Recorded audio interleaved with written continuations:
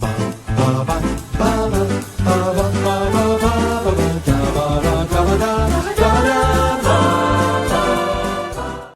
I'm Thomas Carruthers.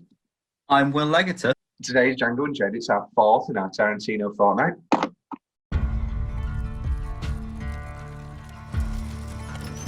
Whoa. Good cold evening, gentlemen. I'm Dr. King Schultz. What kind of doctor? Dentist? Amongst your inventory, I've been led to believe is a specimen I'm keen to acquire. What's your name? Django. Then you're exactly the one I'm looking for. Hey, no sale. Oh, very well. Please, no! When I hear the trumpet sound, If I were you, I'd take that winter coat. out of the ground. You kill people, and they give you a reward? Better they are, bigger the reward. I'm looking for the Brittle brothers. I know what they look like, all right. They sold my wife, but I don't know to who. You help me do that, There ain't no grave. I'll give you your freedom and take you to rescue your wife. And we're delighted to welcome back. But this is our fourth film in our Tarantino. We've sort of been doing them out of order, just to mix it up a little bit. So we've got three of his, what I like to call his revisionist history movies. We're into a sort of period now of revisionist history where the Jews get to fight back and kill Hitler, spoilers for that one. And, you know, Sharon Tate doesn't die, you know, spoilers for that one. And here we don't, we don't have a famous historical change, but, you know, a slave gets to get the guns out and kill loads of people. It's great. And it's, of course, Django Unchained. Will, what's your relationship with Django Unchained? Where are we going?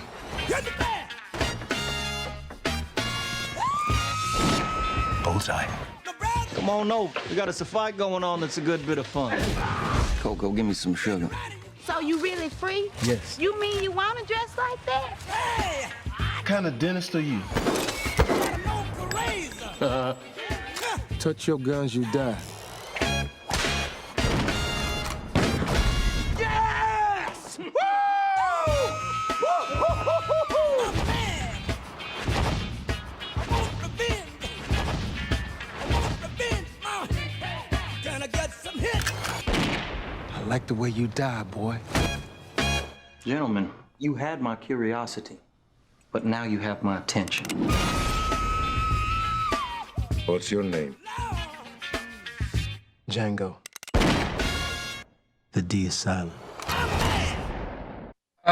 Well, the first time I watched it was, I would probably say, 6 hours ago with Nathan Sloane. Really? Yeah. I didn't know this. Nathan, this was your first time as well, wasn't it? This I watched it about a month or so ago for the first time, but yeah, so it's very fresh. Yeah. Right. Yeah. Well, what did It's you think the only of Django Unchained? Tarantino Will? I haven't seen. I thought it was tremendous. Good. I really enjoy it, but of course I was going to say that. Not necessarily. You took your two watches on Hateful Eight. Nathan, so you're another newbie. I guess me and Katrina will fight the many watchers camp or whatever we'll call it. Nathan, what was your virgin experience with Django Unchained? Yeah, well, not only with Django Unchained, but You're not saying this, are you? It's the only Tarantino I've ever seen. Ever? Ever, yeah. Still? Oh my gosh. Still, which is really bad. What? I know. So, and having seen it and really enjoyed it, I don't know why I still haven't seen more. I don't know either. A mystery no one can solve, quite frankly. Yes. But yeah, I thought it was a great film. It really was. Katrina, I saw this when it came out in 2012. Yeah, I did. Well, I didn't. Yeah, I did as well. I actually think it was my first ever Tarantino film, though. Yeah, I think. No, Kill Bill was my first, but like I didn't know, like, oh, that's a Like film, if that makes sense. Yes. This film. I think. I'm like the the weird film kid, aren't I? So I watched Reservoir Dogs and Pulp Fiction like very, very young. I was like, got the box set and I was like, okay, Tarantino, let's do him now. The biggest book in the world and the biggest TV show in the 80s was Roots. Like, it was the biggest event of all time. And it was like 5 episodes or whatever. I've got the box set. And it's the story of Kunta Kinte, who's a slave. And it all builds... It's Kunta Kinte. And it all builds to, at the end, he gets the white guy who's... Isn't it Lloyd Bridges, Will, from Airplane, isn't it? I chose the wrong week to sniffing glue. I think it is. And anyway, he gets him against a tree and he's like, oh yeah, I'm going to whip you. I'm going to whip you. And then he throws the whip down because that's the wrong thing to do. And Tarantino tells the story of going, I just watched 6 weeks and I wanted him to whip this guy. And then he doesn't whip him because that's not the right thing to do. And I wanted to make a whole movie where he gets to finally whip him. And so that's where it comes from, basically. It comes from his infuriation of watching Roots.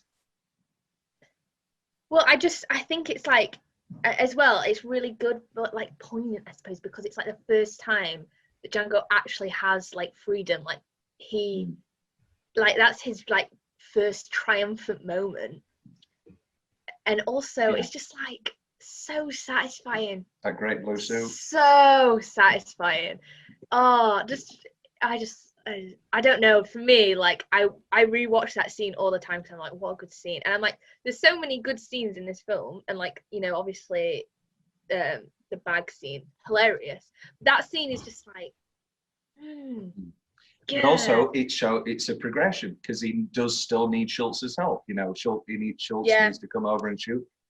And then over the next montage, the I Got a Name montage over the winter, he comes in his own, he snipes the guy with the father. Smitty because just Smitty because gang. He shoots that guy, and then obviously by the end he's blowing up Candyland. Is say goodbye to Miss Laura. Yeah, well, just it's such a. I don't know that scene. I guess it's just because that's his first like bit of revenge he can get, and it's just like, every time I'm like. And Don Johnson's fantastic as Big Daddy. Yeah, Big Daddy, yeah. And you know, I like this whole trend of people coming back. You know, we have Don Johnson coming back. He was great in Knives Out as well. I mean, everyone was great in Knives Out. But I like the fact that Don Johnson's back. Opening scene, first town, the Calvin intro, the Mandingo fight. I can't watch it. Oh yeah, it's rough. I'll make no qualms about that. I can never watch that scene properly. Yeah, but also it's a bit of. I mean, it's not because you do see a lot, but also it's a bit of mind over matter because you don't actually see, I think, as much as you think you see. But obviously you do see a lot. I think it's just because it's like one of the only bits of the film where the violence is like really grounded. Like a lot of the times, like when they shoot someone, it's like whoa, like quite cartoony and like. Well, I think I see that. I agree with you, but I disagree with you slightly because I think that's all. I think all of the violence against the slaves is grounded. You know, that's what makes the film work. The lynchings are always graphic and realistic. There's no fun way to shoot a lynching. And there is a fun way to shoot a lynching, as we see when Django gets to whip one of the Schaefer brothers. But the lynching of Kerry Washington, the dog ripping D'Artagnan apart, which we don't actually see to begin with. And then we sort of forget about it because we've been so entranced in that incredible dinner scene that by the time that Fleur-Elise is playing and he's sat there, Schultz, and then we just get those flashes. It's getting torn apart, and it is brutally graphic. I think it's good he did it that way though, because it, you know, I feel like Tarantino's violence is like Kill Bill. It's cartoony. It's very, whereas like it shows like how brutal like it actually was. Oh, it makes my stomach turn though. That Mandingo. Yeah, I really don't like that bit. And to come into Bill Shop's town and show your ass.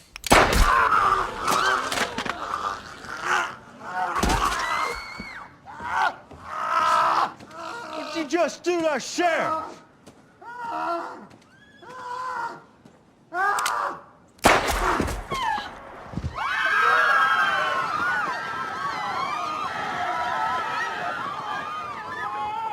Now you can get the Martian. Should we wait inside? Can we just leave? After you.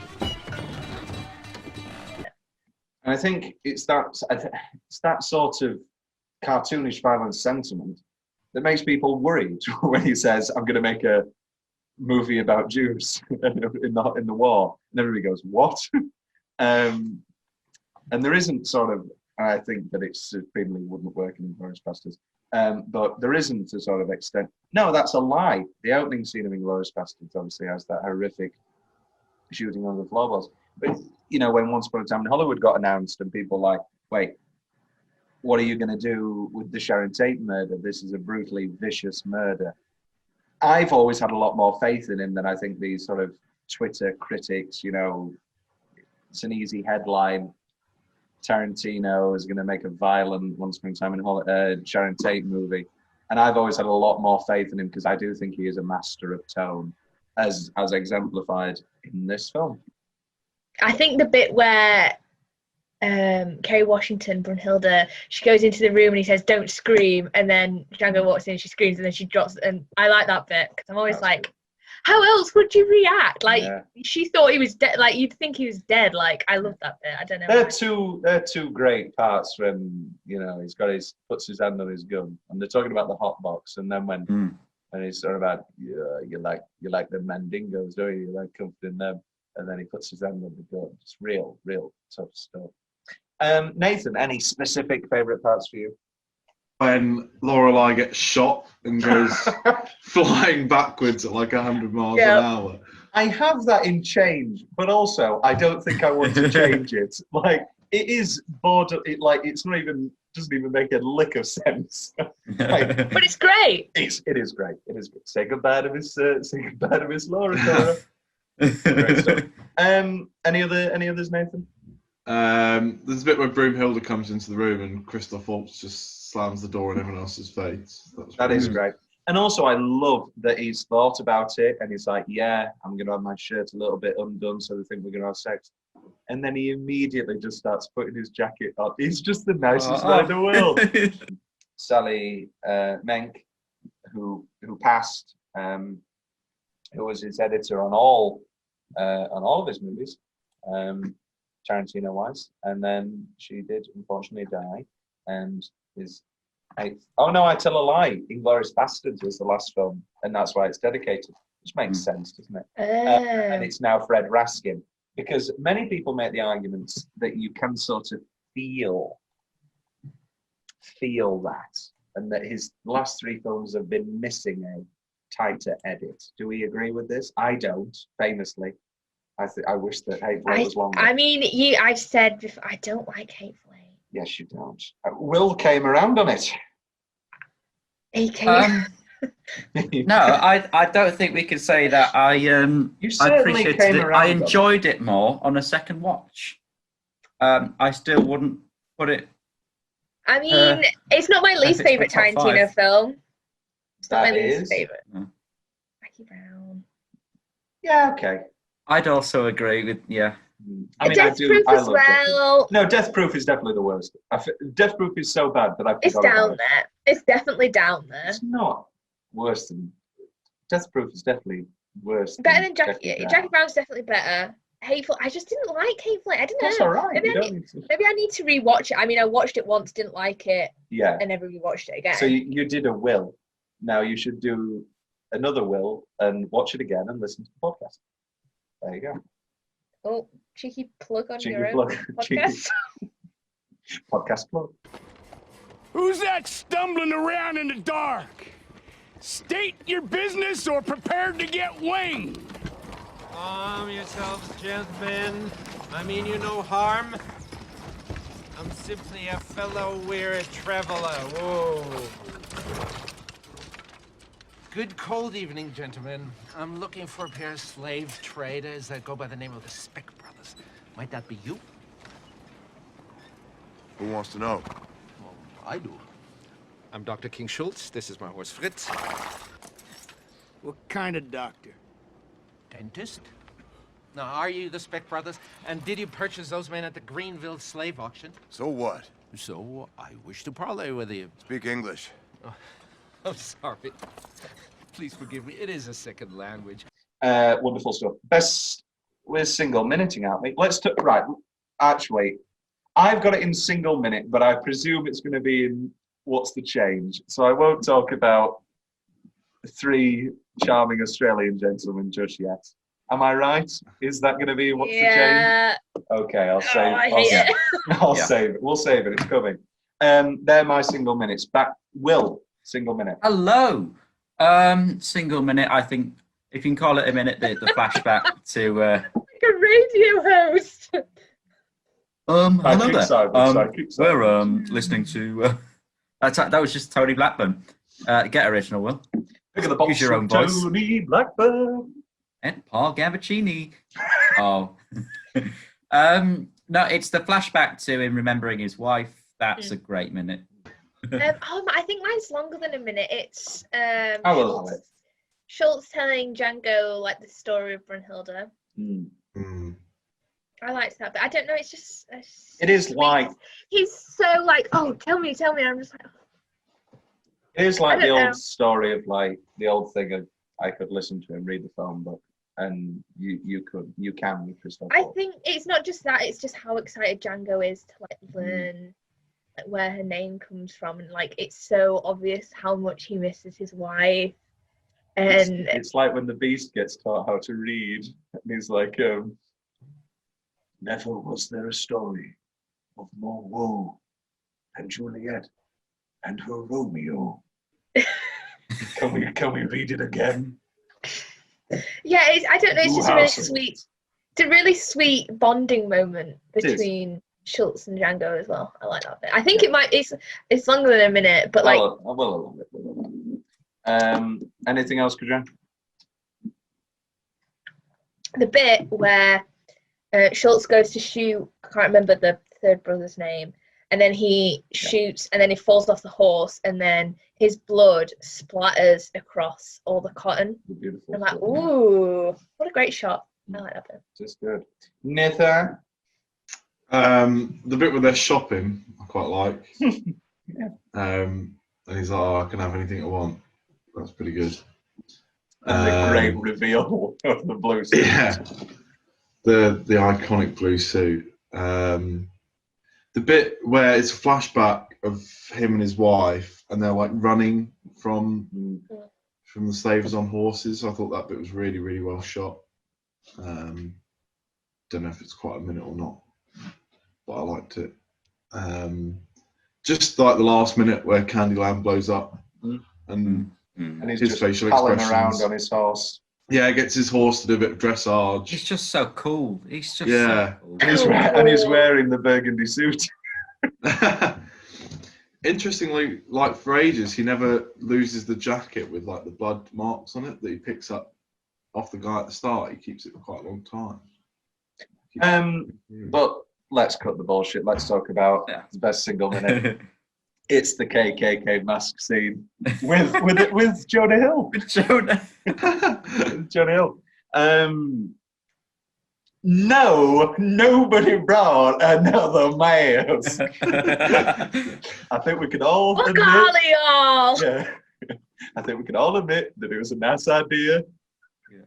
But next time, and it's just very well written, because like if you're gonna put in a really comedic, jarring, contrasting scene in this, make the KKK look like fools. It's the famous Mel Brooks Nazi thing, you know. It's everybody's saying that the producers was in bad taste, and he's like, I think the Nazis have done worse to us Jews. And he's, you know, there is no better way to ridicule somebody than to make fun of them. We are obviously talking here about punching down, not punching up. That's an entirely different thing, which can be funny, but like more, that's bad taste. But this is just impeccable taste. Yeah, I just, it is like, it's funny to laugh at how stupid racist people are. It's funny. Like they're idiots. Like, you're morons. And my favorite bit is when it's like cuts to like all of them with their masks. And there's one guy with his face got the like the tiniest holes. They just stood like. It's so small. Oh, made it worse. Let's all agree. We're not naming any names. They didn't do a very good job. They're not naming any names. Yeah. It's incredible. And then, well, you can do your own masks, then he just rides off. He actually ended up quite well out of everything. Yeah. Didn't have a dead horse or a dead life. A dead life. It does feel a little bit out of place. I know we talked about how great and propellant it is and how that it flies by, but it does feel a touch out of place. It does feel like a very oddly paced like climax, because you have two climaxes basically. You have the first Candyland shooting, and then it's like 20 minutes of Lorraine Dickey Mining Company stuff, and then we have another shooting / explosion of Candyland. And I mean, it definitely works. I've got. I don't like the overexposure in all the flashback scenes. Yeah, it's like very green. I don't think it works. I think it works in the sense that visually you're in a different period of time, but also it just doesn't work for me. I've got a. Oh, go on. No, go on. I've got a couple. One for me is the slow-mo. They do like what the editors of season 5 and 6 of Doctor Who did, and it's not slow motion. It's just very, very jumpy. And if it's going to be slow motion, for me, it needs to be smooth. Slow frame rate. Yeah. The other one is quite controversial. I struggle to understand Samuel L. Jackson's character. What do you mean? I was never sure. I mean, if what his motivations were. But that's just me not getting it, probably. I think, during these, like, obviously the 1800s when slavery was, like, really prevalent in America, black people sold other black people as slaves. Like, he wanted to keep favor because that meant he was being treated well, and thereby, so he treated slaves as slaves. He was like, slaves, him, then white people. It's like a step up, and so in order to keep favor you had to treat slaves worse than you're treated yourself. And I think it's really interesting that he, Candy goes on this like huge long rant about how black people are stupid compared to white people, and then it's Stephen who's like, you do realize they're not here to buy Antigua fighters. It's really interesting, but yeah, it was basically to show that like black people could also be terrible to like other black people in the time. Like, it wasn't just camaraderie between slaves, like they sold each other out because it was like a dog eat dog world. But yeah, it's battle of the fittest. Very interesting. Thank you. In a world where Tarantino has written some of the. Sorry, I thought that was going to be like, I thought that was like the trailer guy. In a world where Tarantino has written some of the best female characters of all time, is Hildy a bit underwritten? Yeah. For definite. I think he could have done more with her character. She could have been slightly less. I know, obviously, she's slave, gone through it, but they could have shown, I don't know, more of like a character from her, like maybe more of like a. Her best character moment is when Walton Goggins has the gun to her, and she's like, "Just let me go, Django. Just let me be free." And it's like, I please shoot me in the head. This is not a life to live. I don't, because I think there was a big thing about, I know you haven't seen Once Upon a Time yet. The big thing about, Margot Robbie not having lots of lines in it. I reject your hypothesis. I think it's bullshit. I think the Margot Robbie performance and the abundance of scenes and all that in that film is incredible. It works extremely well. They are there. Everything is so purposeful with that. But I do think Hild is very underwritten. I can't see fucking shit out of this thing. We ready or what? Oh, hold on, I'm fucking with my oh shit. Just made it worse. Who made this goddamn shit? Willard's wife. You make your own goddamn match. Look, nobody's saying they don't appreciate what Jenny did. Well, if all I had to do was cut a hole in a bag, I could have cut it better than this. What about you, Robert? Can you see? Not too good. I mean, if I don't move my head, I can see you pretty good, more or less. But when I start riding, the bag's moving all over, and I'm riding blind. I just made mine worse. Anybody bring any extra bags? No, nobody brought an extra bag. I'm just asking. Do we have to wear them when we ride? Oh, well, shit fire! If you don't wear them as you ride up, that just defeats the purpose. I can't see in this fucking thing. I can't breathe in this fucking thing, and I can't ride in this fucking thing. Well, fuck all y'all. I'm going home. Now, I watched my wife work all day getting 30 bags together for you ungrateful sons of bitches, and all I can hear is criticize, criticize, criticize. Also, let's just get to it. Our co-host Nathan Sloane is having internet problems, so maybe joining us, he may not be. The handshake really annoys me. Why wouldn't he just shake the hand and get out of there? And he could have lived. Because there is no because, Katrina. It's the principle. I couldn't resist. You have ruined people's lives. I think it's more so the fact that he spends too long reacting to that and explaining, sorry, I couldn't resist. When he could have just shot the other guy. Everyone else. Yeah, he couldn't have shot everybody else. He could have. Always be over. They'd always be out there. But the thing is, sometimes you just can't resist, and like sometimes you just do things you're like, probably didn't think that one through, but it felt good. So probably just like he's a bad person. He deserved to die. I'm glad he died. He deserved to die, and I hope he burns in hell. That's the different Samuel L. Jackson film. That's The Time to Kill. Kevin Spacey, McConaughey. Great film, Time to Kill. Great film. I think Tarantino just thought his character, the ending point for his character was to die, and it was just how he died, and I guess he just couldn't think of. I don't think it's unmotivated by the character. I think it completely works as a scene, but it has always annoyed me. It's like, why not? Come on. What's left from Will's notes? You got anything more? I've got nothing. What's left from Tom's notes? The candy. The use of candy. This is our second Tarantino Western where candy is used in a gunshot, except this is a hammer. Yeah. Let's break this down. Incest? What do you think? Yeah. Candy. It's definitely there. My beautiful widow, my beautiful widow sister. Definitely alluded to. And is there anything that white racist hicks, no matter how rich they are, it's there's what's more narcissistic?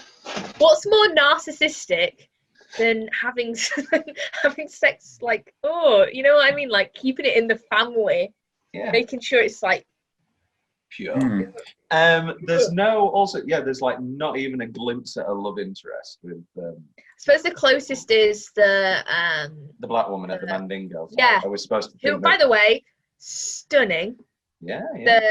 The woman in the I knew you weren't talking about me. Stunning. But also like she has a better life, but also really, really terrible anyway. Like I feel like it could be very easy to say, she's got it better because she's, gets to live in this fun. But also like still got to have sex against her will whenever she wants. Whenever he wants, rather. And on that lovely note, Nathan, this was your first watch.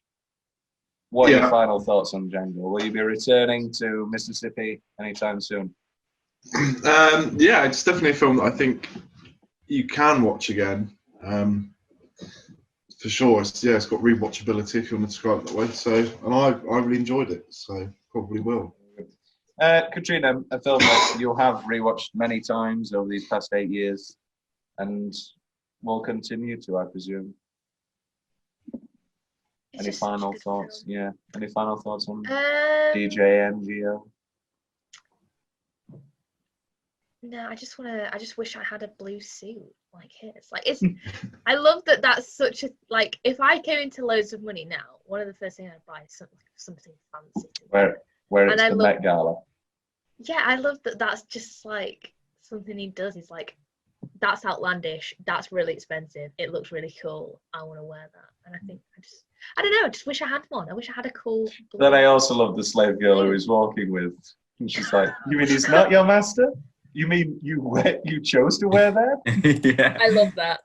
I mean, I think it's a cool suit and I want one. Yeah, definitely. Get in contact. No, Django Unchained is incredible. It's another incredible film in Tarantino's canon. Every film he releases is an event, and it always will be as long as he keeps making them. I know he keeps saying 10 films, whatever. Just keep making them, Quentin. Just keep making them. I personally think you're only getting better. As much as I would agree. Yeah, he's an avid listener of this podcast, so I'm sure he'll. Many people are. It's him and 18 other people. And no, I think Django technically is a lesser film than Inglourious Basterds, but I think in just overall non-stop quality, I just think he keeps getting better. And me and Will, I've already revealed that our favourite Tarantino film is Once Upon a Time. This is most recent, yeah. Nathan, thank you very, very, very much. Thank you, yeah. Katrina, thank you very, very, very, very much. Sorry, Nathan, don't know why I gave them more berries. You both would. It's been a pleasure. Will, I will see you next episode. It was a very somber ending.